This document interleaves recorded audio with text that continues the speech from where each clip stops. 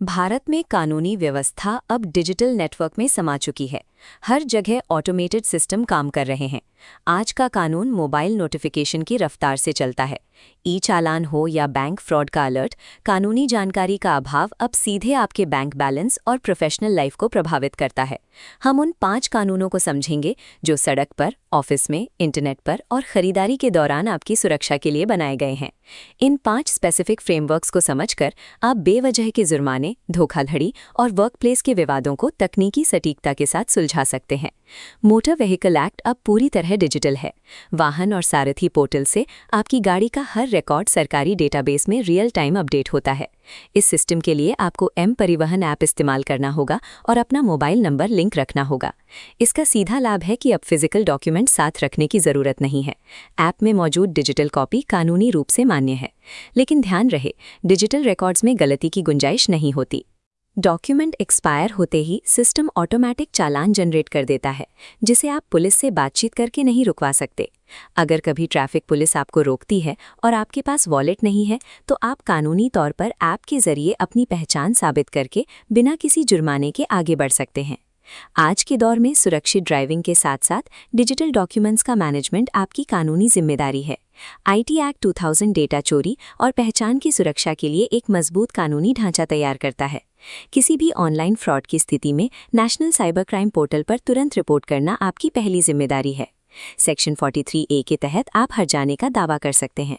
समय पर दी गई जानकारी से जांच एजेंसियां अपराधी के अकाउंट्स और डिजिटल एसेट्स को फ्रीज कर पाती हैं। इस कानून की सफलता पूरी तरह आपकी तेजी पर निर्भर करती है। रिपोर्ट करने में देरी का मतलब है रिकवरी की संभावना का कम होना।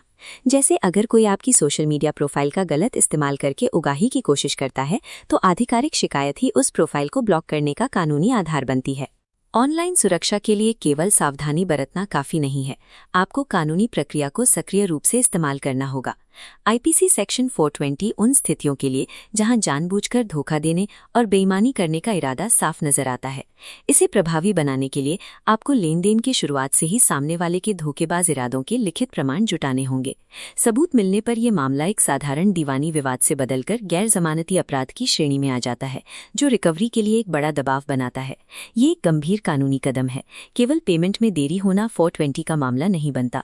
इसके लिए धोखा देने की नीयत साबित करना अनिवार्य है। जैसे अगर कोई प्रॉपर्टी डीलर ऐसी जमीन बेचता है जिसका मालिकाना हक उसके पास कभी था ही नहीं, तो ये सीधे तौर पर क्रिमिनल फ्रॉड है। लिखित रिकॉर्ड्स ही वो मुख्य कड़ी हैं जो एक असफल बिजनेस डील को क्रिमिनल लायबिलिटी में बदल देते हैं। पॉश एक्ट 10 या उससे अधिक कर्मचारियों वाले हर कार्यस्थल पर सुरक्षा का एक अनिवार्य ढांचा लागू करता है। किसी भी प्रकार के असुरक्षित आचरण की स्थिति में कर्मचारी सीधे कंपनी की इंटरनल कंप्लेंट्स कमेटी यानी आईसीसी को अपनी औपचारिक शिकायत दे सकते हैं। कानून के मुताबिक कंपनी को 90 दिनों के भीतर जांच पूरी करनी होती है और पीड़ित को किसी भी तरह के प्रोफेशनल नुकसान से सुरक्षा देनी पड़ती है। ये प्रक्रिया पूरी तरह गोपनीय रखी जाती है। हालांकि जांच के दौरान धैर्य और मानसिक मजबूती की जरूरत होती है। प्रमोशन के बदले अनुचित मांग करने पर पॉश एक्ट सीनियर को कानूनी रूप से जवाबदेह बनाता है। पॉश एक्ट हर कर्मचारी के लिए सुरक्षित कार्यस्थल सुनिश्चित करता है, जो हर नीति से ऊपर है। कंज्यूमर प्रोटेक्शन एक्ट ने भारतीय बाजार में जवाबदेही का केंद्र कंपनियों की ओर शिफ्ट कर दिया है। ई दाखिल पोर्टल के माध्यम से अब ग्राहक बिना महंगे वकीलों के सीधे अपने डिजिटल बिलों के आधार पर ऑनलाइन शिकायत दर्ज कर सकते हैं। इसके जरिए आप खराब प्रोडक्ट्स के रिप्लेसमेंट, भ्रामक विज्ञापनों पर रोक और आर्थिक मुआवजे की मांग कर सकते हैं। हालांकि सिस्टम में केसों की संख्या अधिक होने के कारण अंतिम समाधान मिलने में समय लग सकता है। मान लीजिए कि कोई ई कॉमर्स प्लेटफॉर्म वारंटी होने के बाद भी खराब सामान बदलने से मना करता है। ऐसी स्थिति में ये कानून आपकी सीधी मदद करता है। उपभोक्ताओं के पास पर्याप्त शक्तियां हैं, लेकिन इसके लिए बिल और पेपर ट्रेल संभाल कर रखना जरूरी है। आधुनिक भारतीय कानून हमारे डिजिटल ट्रांजैक्शन, वर्कप्लेस और निजी अधिकारों को रियल टाइम में रेगुलेट कर रहे हैं। सड़कों पर चलते समय एम परिवहन और इंटरनेट पर आईटी एक्ट आपकी प्राथमिक सुरक्षा सुनिश्चित करते हैं। वहीं प्रोफेशनल लाइफ में पॉश एक्ट और आईपीसी 420 आपके अधिकारों की सीमाएं तय करते हैं। कानून की बारीकियां रटने के बजाय अपने अधिकारों के इस बेसिक ढांचे को समझना आपको अनावश्यक कानूनी उलझनों से दूर रखेगा। जानकारी ही सुरक्षा है। कानूनी अपडेट्स और महत्वपूर्ण जानकारियों के लिए हमारे चैनल को सब्सक्राइब करें।